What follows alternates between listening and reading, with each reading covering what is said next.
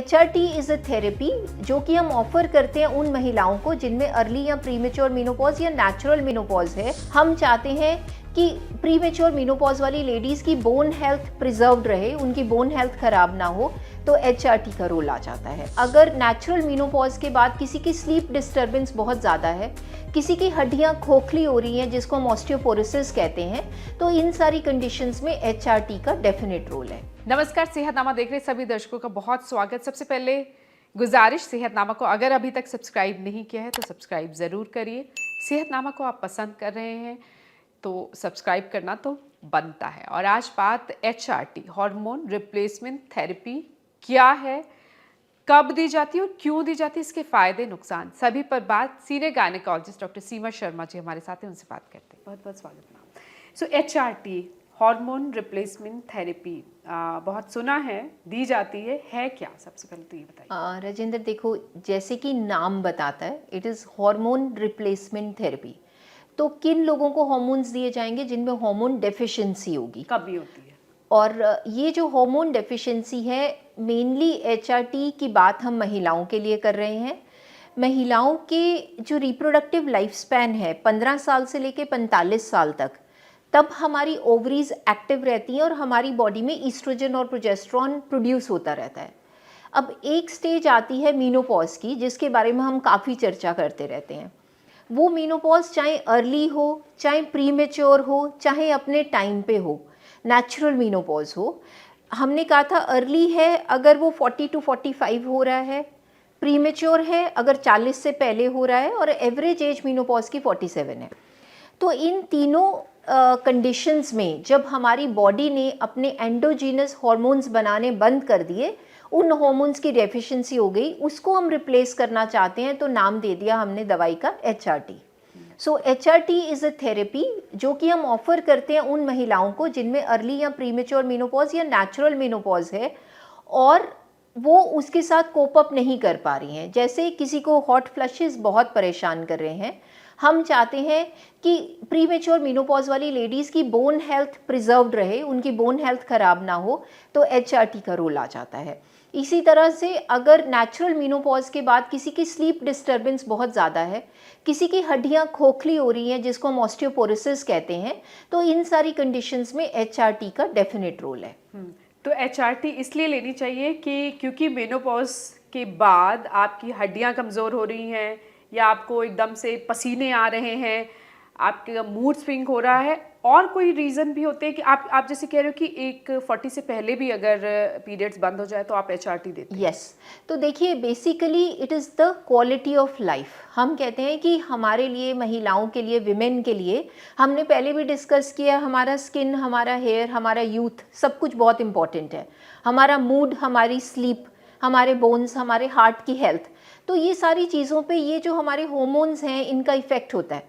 और जब ये हार्मोन्स डिक्लाइन करते हैं, बॉडी में इनके लेवल्स कम होते हैं, तो ये सारी चीज़ों की हेल्थ सफ़र करती है। तो अगर आप सोचो कि कोई चीज़ क्या फॉर एवर यूथ दे सकती है, तो प्रॉबेबली HRT उसका एक शॉर्ट सा सब्सटीट्यूट है। हाँ, फॉर एवर यूथ तो नहीं हो सकता, बट येस, HRT हमारी काफ़ी सारी समस्याओं को पोस्टपोन कर सकती है। हमारी बोन हेल्थ में इम्प्रूवमेंट करेगी, ऑस्टियोपोरोसिस नहीं होने देगी, आपके मूड स्विंग्स जो आते हैं हार्मोन डेफिशिएंसी की वजह से, मूड स्टेबलाइज करती है, क्वालिटी ऑफ स्लीप को इम्प्रूव करती है, कार्डियोवैस्कुलर हेल्थ के लिए अच्छी है। देखा गया कि जो महिलाएं 4 to 5 ईयर्स एटलीस्ट HRT ले लेते हैं, उनमें हार्ट डिजीज़ और स्ट्रोक के इंसिडेंट्स कम होते हैं।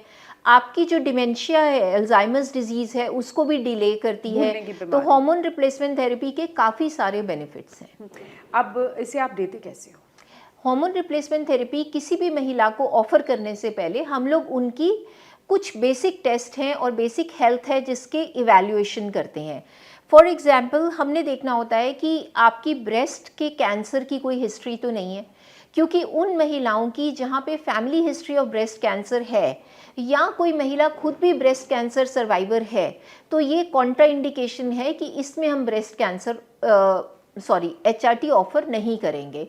क्योंकि इट हैज़ बीन सीन कि after many years of usages, let's say 5 to 10 years of usages, HRT कहीं ना कहीं ब्रेस्ट कैंसर के रिस्क को मार्जिनली बढ़ा सकता है।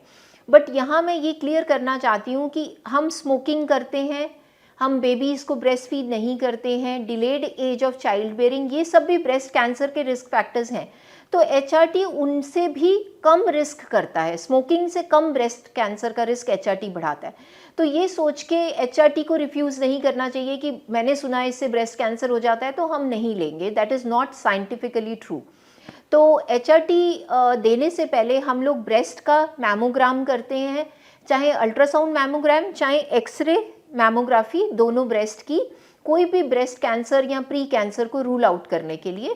फिर हम आपका लिपिड प्रोफाइल करते हैं, शुगर्स डायग्नोज करते हैं, डायबिटीज़ स्क्रीनिंग करते हैं, हम लिवर फंक्शन टेस्ट देखते हैं क्योंकि हमारा HRT हॉर्मोन्स है और कई बार लिवर डिसफंक्शन कॉज करता है।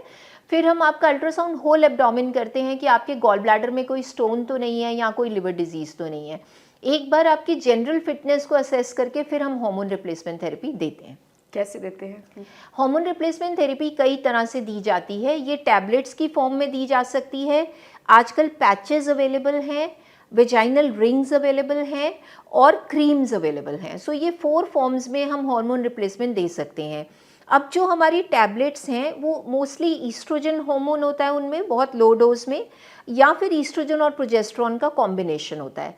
जिन लोगों का यूट्रस रिमूव कर दिया गया है, उनका सर्जिकल मीनोपॉज है, तो उनको हम अलोन ईस्ट्रोजन भी दे सकते हैं। बट अगर किसी का यूट्रस या बच्चेदानी या गर्भाशय इन सीटू है, मतलब हिस्टेक्टमी नहीं हुई, तो उनको हम ईस्ट्रोजन और प्रोजेस्टेरोन दोनों देते हैं।